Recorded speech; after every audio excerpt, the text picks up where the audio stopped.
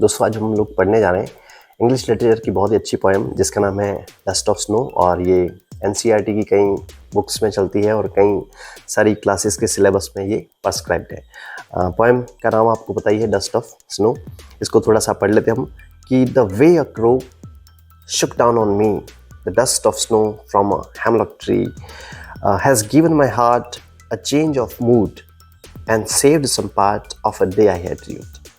तो इसमें हम देखते हैं, सबसे पहले हम इसकी राइम स्कीम की बात करते हैं।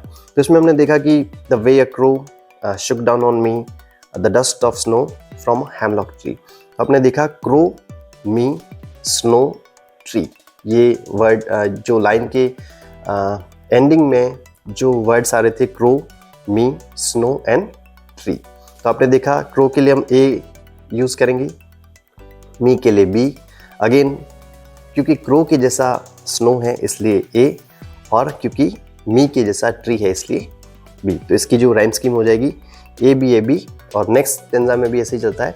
तो ए बी सी डी इसकी राइम स्कीम होगी। चलिए अब इसका मीनिंग हम समझते हैं कि the way a crow Shuk down on me the dust of snow from a hemlock tree. अब होता है क्या इस पोएम में कि पोएट किसी दिन उसका ख़राब सा मूड है, हम सभी का मूड कभी न कभी तो ख़राब रहता ही है, उसका ख़राब सा मूड है और वो किसी हेमलॉक ट्री के नीचे से जा रहा होता है। हेमलॉक ट्री जो होता है वो एक पॉइजनस ट्री होता है। पॉइजनस मतलब एक जहरीला पेड़ होता है। उसमें क्या होता है कि बहुत जहर होता है और हम यहाँ पर दो सिम्बल्स देखते हैं, क्रो और हेमलॉक ट्री। ये दोनों इनऑस्पिशियस सिंबल्स हैं, मतलब अपशकुन के प्रतीक हैं। तो हमने यहाँ पर दो ऐसे इनऑस्पिशियस सिंबल्स देखे हैं।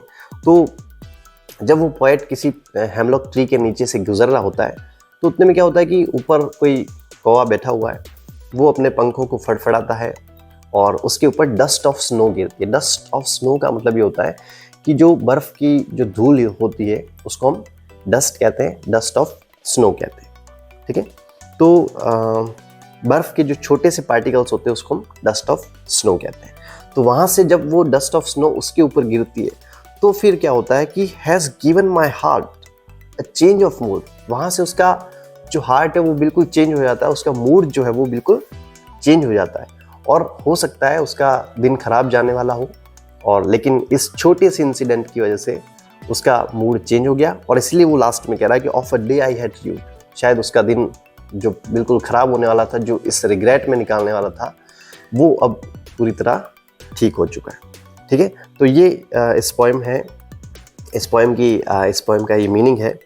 दोस्तों आपने इस पोएम में देखा कि कैसे छोटे छोटे इंसिडेंट्स हमारी लाइफ को प्रभावित करते हैं, हमारे मूड को प्रभावित करते हैं। और चलिए दोस्तों अब हम इसकी कुछ पोएटिक डिवाइसेस की बात करते हैं। पोएटिक डिवाइसेस का मतलब लिटरेरी टर्म्स जो इस पोएम के अंदर यूज़ की गई हैं। तो सबसे पहले अलिट्रेशन यूज़ किया गया। अलिट्रेशन आप सभी समझते हैं, उसको हिंदी में कहते हैं अनुप्रास, कि एक जैसे कॉन्सोनेंट साउंड्स जो हैं उनका रेपिटेशन होता है, बार बार रिपीट होते हैं, तो उसको हम अलिट्रेशन कहते हैं।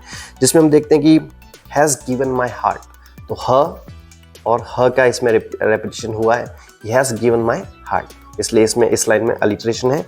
दूसरी जो लाइन है एंड सेव्ड सम पार्ट, तो सेव्ड सम पार्ट, स का रेपिटेशन हो रहा है बार बार इसमें, इसलिए अलिट्रेशन है।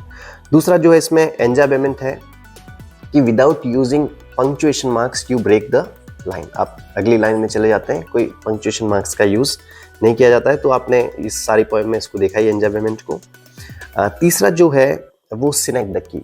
सिनेक्डकी जो होता है एक लिटरेरी टर्म है जिसका मतलब ये होता है कि आप किसी बहुत बड़ी चीज़ को बताने के लिए एक छोटा सा पार्ट यूज़ करते हैं। जैसे कि मूड जो चेंज हुआ था वो ऑफ कोर्स पोएट का हुआ था, लेकिन हम सिर्फ उस हार्ट की बात कर रहे हैं, तो उस हार्ट के माध्यम से उस पूरे पोएट की हम बात कर रहे हैं।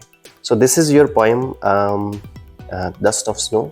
I hope you liked the video, and if you like it, subscribe to my channel and follow me for more videos like this. This was Mayur Sharma with you. Thank you so much for listening to me. Thank you.